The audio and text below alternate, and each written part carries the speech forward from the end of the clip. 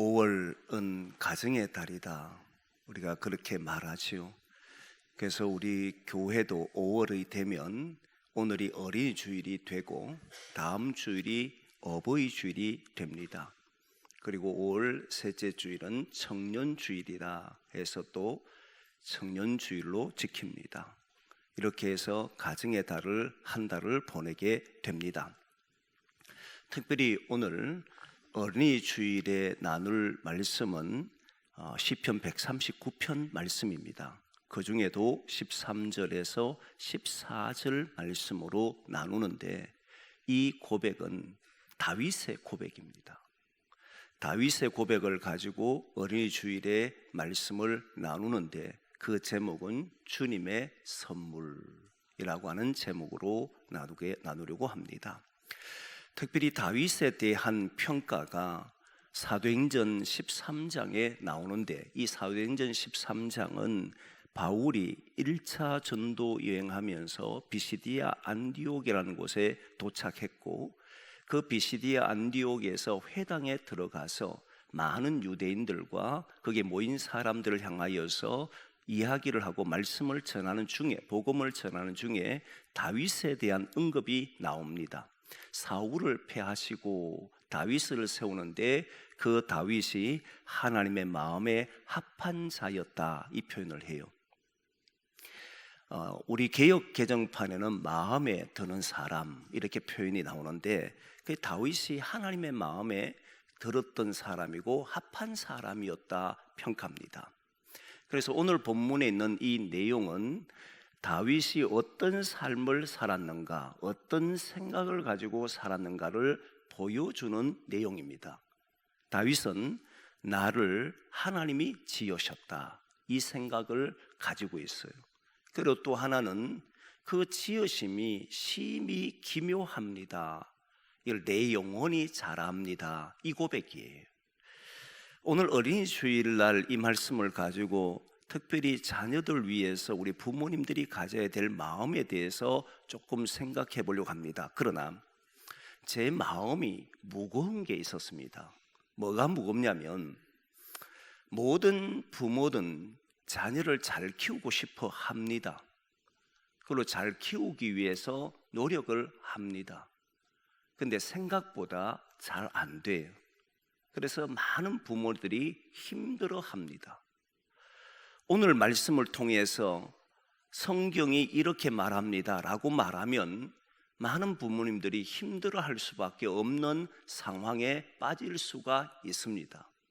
그런데 성경을 보니까 과연 성경 속에 나오는 사람들의 자녀들은 잘 컸나?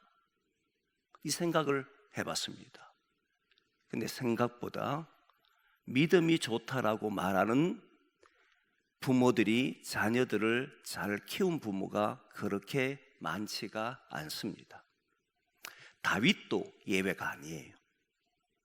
사무엘 마지막 사사라도 알려져 있고 그는 제사장이라고도 알려져 있고 당시에 가장 믿음이 좋은 사람 중에 한 사람으로 꼽히는 사람이 사무엘인데 성경에도 손꼽히는 인물이잖아요.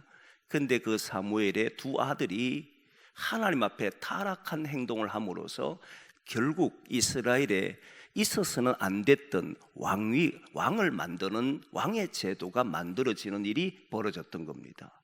그게 누구 때문이냐면 사무엘의 두 아들 때문에 벌어진 일이에요.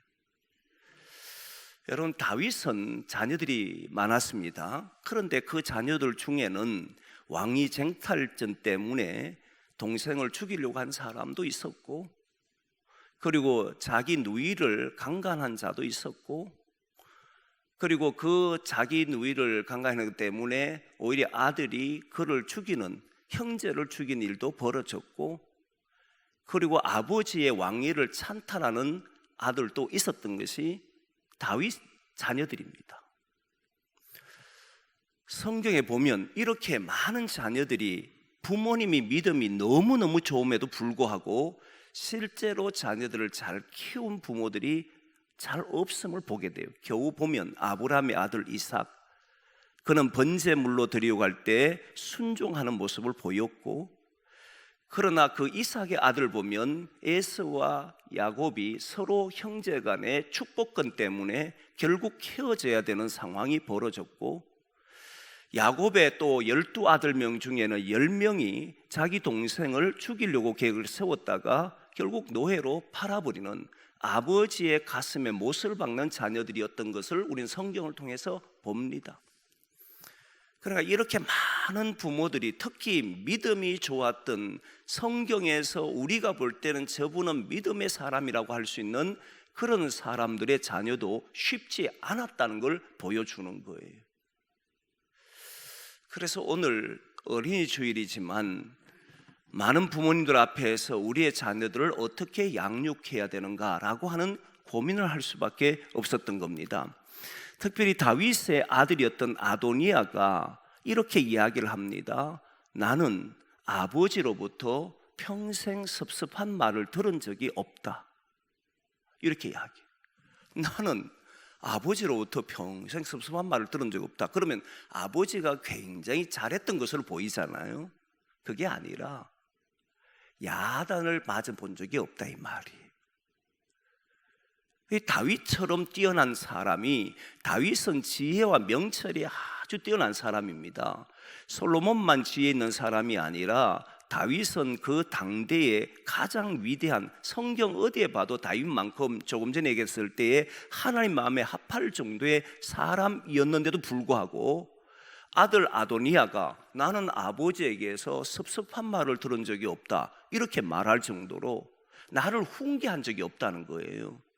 물론 왕이 되면 그 자녀를 양육하는 것은 아버지가 하기가 어렵습니다. 그러다 보면 왕의 아들들, 그 왕자들을 교육하는, 따로 교육하는 곳이 있었기 때문에 아버지가 교육할 수 있는 틈이 많이 없었을 거라고 생각도 들지만, 그러나 아버지에 의해서 교육을 받지 못한 아들이었다, 이 고백을 하는 거예요. 그러면서 드는 생각이, 성경의 인물도 이처럼 자녀를 교육하는 게 힘들었구나, 쉽지 않는 길이구나. 동시에 자녀를 양육한다는 것이, 자녀와 나의 삶이라고 하는 이 삶이, 우리는 자녀를 잘 양육하고 싶어도 내 뜻과 내 마음대로 되지 않는 문제구나.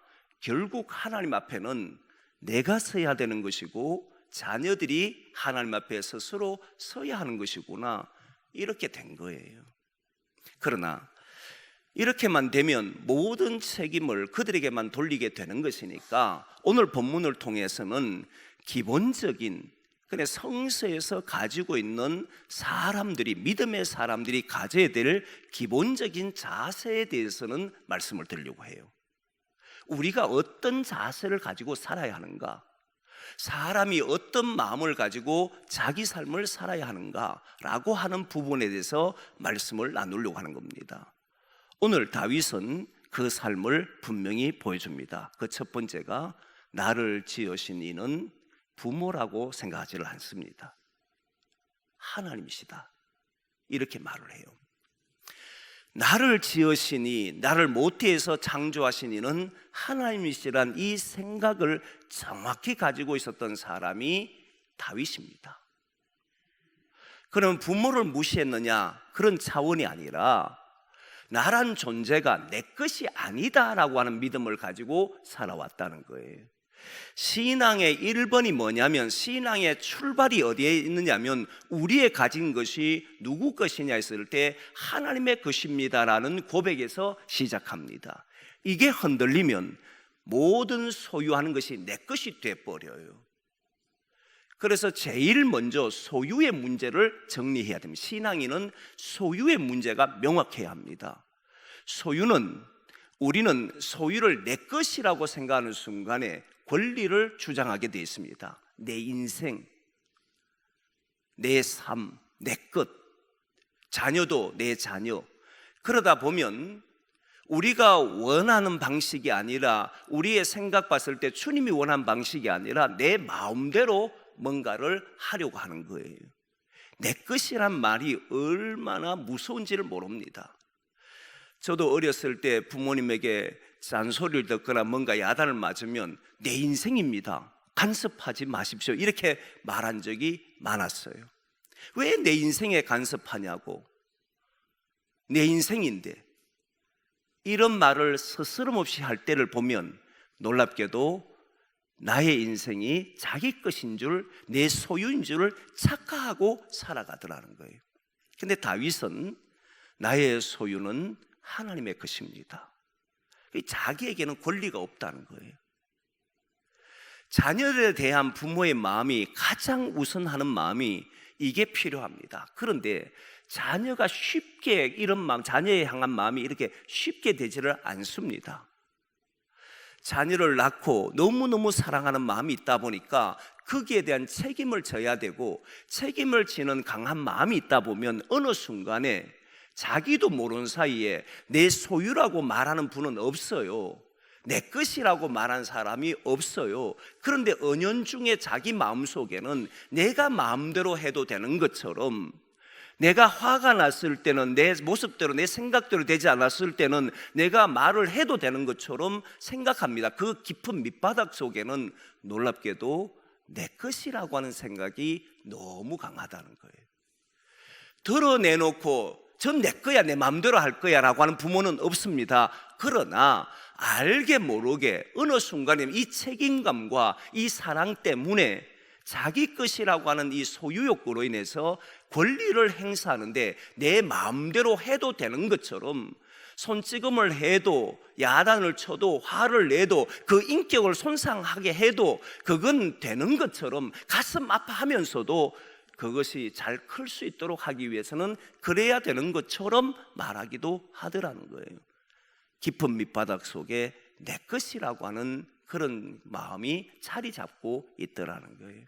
그러면 자기 인생도, 나와 함께하는 사람들의 모든 사람의 삶도, 여러분, 내가 원하는 대로 되지 않을 때마다 우리는 인간으로 가진 감정, 하나님이 주신 마음이 사라져버리고 인간의 감정이 드러나서 결국 그 안에는 아픔이 있고 상처가 있는 곳으로 만들어 가더라는 거예요.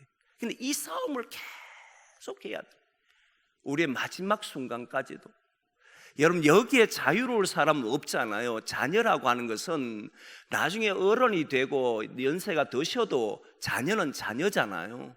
근데 그 자녀 때문에 가슴 아파하고 힘들어하고 하잖아요. 그러면서 내가 잘못 키운 것처럼 생각하기도 하잖아요. 이런 모든 것에 좀 더 자유로워질 수 있는 길이 뭐냐면 내 속에서 끊임없이 우리와 싸워야 되는 거예요. 저 자녀는 주님의 것이다. 내 인생은 내 것이 아니라 주님이 주신 것이다. 주님이 주신 것이라는 생각을 가질 때에 어떤 일이 벌어지냐면, 물론 주님이 주신 것이라면 자기를 그냥 내버려 둘 수도 있습니다. 다윗처럼 아도니아가 말했을 때에 나는 평생 아버지가 내게 섭섭한 일이 없습니다 라고 했을 때 아버지가 이렇게 방치해 둘 수도 있습니다. 그러나 주님의 것이라고 하는 것이 명확하면 다시 지혜를 구하고 내 삶이 주님의 뜻에 맞도록 살아가려고 한다는 거예요. 이때 책임이 내 인생을 내가 책임지는 것이 아니라, 이때 책임은 하나님의 소유를 하나님이 원하시는 방법대로 나는 부모로서 어떻게 도와줄 수 있을까? 하나님이 주신 주님의 선물이신 주님의 작품인데, 이 주님의 작품을 어떻게 나는 앞선 자로서, 하나님이 내게 맡겨준 자로서, 그 청지기로서 감당할 수 있을까로 바뀌게 되는 거예요. 그래서 이 싸움이 계속 우리 안에 일어난다는 거예요. 내 소유라는 생각과 이 아이는 주님의 자녀라는 이 생각이 동시에 부딪혔을 때마다 우리가 이겨내줘야 되는 것이 내 것이라는 소유에 대한 감정이라고 하는 거예요. 이 소유를 잘 이겨내고, 이 자녀는 하나님의 것이다, 내 인생도 하나님의 것이다. 그러면 어떤 일이 벌어지냐면, 부족해 보인 것 같아도, 때론 보면 내 삶이 정말 우리가 원하는 되지 않는 것 같아도 실망하거나 좌절하지를 않고 다시 일어나서 주님이 주신 이 인생을 복되게 하고, 주님이 주신 그 삶을, 내 자녀의 삶을 참으로 도와주기 때문에 실제 그 삶에서 벗어나게 만들어주는 역할을 하더라고요. 그 내용이 두 번째 내용인 거예요. 오늘 본문의 봄이 기이하다, 심히 기묘하다. 이런 이야기 하잖아요. 이 기묘라고 하는 단어가 무슨 말이냐면, 심히 기묘하단 말은, 기묘란 말은 신비롭다 이 말이에요. 신비롭다. 내 영혼이 잘 압니다. 뭘 아느냐 보니까 나를 지으신 그 지음이 너무 심히 기묘합니다. 너무 신비롭습니다. 이 표현이 어떤 표현이냐면, 자신은 우리가 내 형상대로 내가 내 것이라 그러면 사람은 모두 자기의 한계에 딱 부딪히게 되면 거기에서 다 멈춰버려요. 지혜도 내가 가진 지혜 속에서 멈춰버립니다. 그리고 어떤 일을 하다 내가 할 수 없는 상황이 딱 벌어지면 내가 하는 일들은 여기까지라고 하는 상황에 딱 서버립니다. 자녀들도 똑같아요. 하다 보면 쟤는 저거밖에 안 돼, 이렇게 말을 하거든요. 그런데 기묘하다는, 하나님이 지으신 이가 기묘하단 말은 나를 넘어서서 하나님이 창조하신 사람이기 때문에 너무 놀랍고 경이롭다 이 말이에요. 다윗은 자기를 봤습니다. 자기를 보면서, 와, 어떻게 하나님이 나를 이렇게 창조했지? 하나님의 이 창조하신 나는 너무 기묘하다, 너무 신비롭고 너무 놀랍고 너무 경이롭다, 이렇게 고백한 거예요. 그러면 여러분 보면 나는 하나님의 형상으로 지음받은 사람이기 때문에 자신의 가는 길 속에 딱 부딪혔을 때 다윗이 그래서 지혜롭고 그래서 명철하다는 이야기를 합니다. 지난 금요 기도회 때 말씀했지만 최근에 제가 가장 관심 있는 부분 중에 하나가 지혜와 명철. 평소에 지혜에 대한 관심이 많았는데 요즘 또 명철에 대한 관심이 많아요. 명철은요, 통찰력입니다. 어떤 사물을 보고 그 사물이 어떤인지를 간파하는 능력이에요. 현재 상황을 제대로 볼 수 있는 눈, 그리고 현재 어떤 것을 선택해야 되는지 알게 되는 능력, 이런 것이 명철이에요. 그래서 성경 잠언서를 보면 지혜와 함께 명철을 반드시 이야기합니다. 물론 지혜만 나오는 경우도 있지만 명철을 같이 나와요. 이때 지혜는 뭐냐면 그 명철 판단력에 따라서 어떻게 해결해야 되는지를 실제 삶에서 사용하는 것을, 행동하는 것을 우린 지혜라고 이야기하는 거예요. 그래서 지혜와 명철이 동시에 있어야 되는 거예요. 사물을 제대로 판단할, 통찰할 수 있는 능력이 없으면 지혜는 어리석은 지혜가 돼버리는 겁니다. 통찰력이 있어야 돼요. 다윗은 어마어마한 사람입니다. 통찰력과 명철이 뛰어난 사람이었었어요. 지혜가 아주 뛰어난 사람이었습니다. 그런 사람이 자기를 본 거예요. 자기는 부족하기 이를 데 없습니다. 자기는 연약하기 이를 데 없어요. 그냥 양을 치는 목동에 불과한 사람입니다. 사울에 쫓겨다녀야 될 그런 사람입니다. 그런데 그때마다 자기를 넘어서 나를 창조하신 하나님을 계속 바라보는 거예요. 나를 창조하시는 심히 기묘하다, 심히 신비롭고 심히 경이롭다. 나는 사람에 의해 창조된 것이 아니라 하나님의 자녀이기에, 하나님의 것이기에 하나님은 내게 지혜를 주셨고 명철을 주셨고 나를 여기에서 건져주시고 나의 상황에서 극복하게 하시는 분이 하나님이시다라는 이 생각이 명확하니까 자기 자신을 넘어서 행동하기 시작하더라는 거예요. 그래서 다윗이 아는 겁니다. 그래서 오늘 본문에 보면 내 내장을 지으셨다, 이 표현을 쓰잖아요. 참 이 내장이란 표현이 여기만 나오냐 봤더니 성경에 보니까 내장이 몇 군데, 예레미야에도 내장이 나와요. 내장은 우리 몸 속에 있는 어떤 장기를 보고 이야기하는데, 근데 이 내장이 어떤 의미냐면 단순히 내 장기를 만드셨으면 이 말이 아닙니다. 유대인들은 내장이란 표현을 쓸 때는 심장 또는 마음, 이런 것과 같은 의미로 쓰여요. 이때 내장은 나의 가장 깊은 곳, 나의 가장 깊은 곳도 주님이 창조했다는 거예요. 이때 창조는 성격 다 포함된 거예요. 그의 성격도, 나의 성격도, 나의 속도, 나의 마음도 다 주님이 지으셨습니다. 이 표현을 한 거예요. 그러면 내 속이 막 문드러져 뒤집어질 때도, 내 성격이 감당되지 않을 때도 그럼 무너지잖아요. 그런데 그는 하나님이 지으셨기에 그거를 극복해내기 시작한 거예요. 인간이라면 극복되지 않는 것도 그는 하나님의 사람이고 하나님이 지었다 생각하니까, 너무 신비롭게 창조한 사람이라고 생각하니까, 나는 하나님의 형상으로 지음받은 사람이라고 믿으니까 그 속에 자기를 가두질 않고 끊임없이 주님께 지혜를 구하고 주님이 주신 명철로 자기 삶을 만들어 가더라는 거예요. 사랑하는 성도 여러분, 저와 여러분들이 자기의 삶을 바라보면서 나의 삶은 내 것이 아니라 주님의 것이라는 이 믿음으로 살아가기를 원합니다. 무엇보다 중요한 것은 우리의 자녀를 주님의 것이다, 주님의 소유다, 내 소유가 아니다, 내 마음대로 해야 될 자녀들이 아니다, 하나님이 주신 작품이다. 하나님이 만드신 이 작품은 너무 신비롭고 너무 경이롭기 때문에 우리가 우리의 굴레 안에 가둬놓고 아이를 양육해서는 되는 게 아니다. 우리 아이들은 한계에 부딪힐 겁니다. 무너질 때가 있을 겁니다. 제대로 판단하지 못할 때가 있습니다. 그때마다 우리는 주님 앞에 지혜를 구하고 이 자녀들을 또 양육해가는 거예요. 오늘까지도 실패하고 넘어져도 그것 때문에 후회하는 것이 아니라 이 아이를 창조한, 내 자녀를 창조한 분은 하나님이시다, 하나님의 선물이다라는 것을 믿으면 우리는 포기할 수도 없고, 우리는 무너질 수도 없고, 부족한 것이 보일 때마다 다시 주님 앞에 서서 다시 양육하고 도와주고 주님의 사람으로 만들어가는 그런 역할을 하는 것이 부모인 줄 믿습니다. 정말 우리들이 내 자녀를 바라보고 또는 나의 삶을 보고 내 것이라고 하는 이 생각에서 신앙인은 빨리 극복해야 돼요. 내 내장도, 내 성격도, 나의 가지고 있는 모든 것이 주님이 지으셨습니다라는 분명한 믿음을 가지게 되면 자기를 보는 눈이 완전히 달라집니다. 약할 때 왜 나는 이것밖에 되지 않을까? 저 자녀 누구를 닮아서 저럴까? 누구 닮기는요, 전에 저는 이렇게 말했습니다. 부모를 닮았지 누구를 닮아서 이렇게 생각했습니다. 근데 이번 본문을 보면서 생각을 바꿨어요.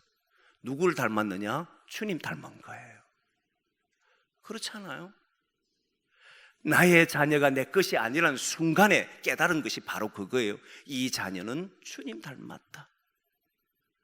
보면 내 성품도 닮은 것 같고 또 내 모습도 닮은 것 같고 내 하는 행동과 비슷하게 하는 것처럼 보여도 이 자녀는 주님이 주신 자녀다. 그걸 믿으면 우리 자녀들이 나와 같은 똑같은 실수를 할 때마다 누구를 닮았냐고 말하는 것이 아니고, 주님은 여기에서도 이 아이를 바꾸시구나, 새롭게 하시겠구나, 이 믿음이 생기는 거예요. 그러면서 다시 또 도전하고 다시 또 일어나서 돕고 실망과 좌절하는 것이 아니라 다시 주님 앞에 기도하고 지혜와 명철로 마주한다는 거예요. 사랑하는 성도 여러분, 저와 또 여러분의 가정에 있는 모든 자녀들, 그게 성인이 되었던 아직 어린 나이든 주님이 주신 선물이다. 내 인생도 주님이 주신 것이요, 우리의 자녀도 주님이 주신 것이요, 우리의 가정도 주님이 주신 것이라는 이 믿음을 가지고 하루하루 살아가셔서 우리의 삶에서 주님이 주시는 아름다움을 늘 볼 수 있기를 소망합니다. 그 인생을 허비하지 말고 우리의 인생을 주님 주신 대로 가치 있게 복 있게 살아가는 그런 복된 성도들이 저와 여러분 되기를 소망합니다.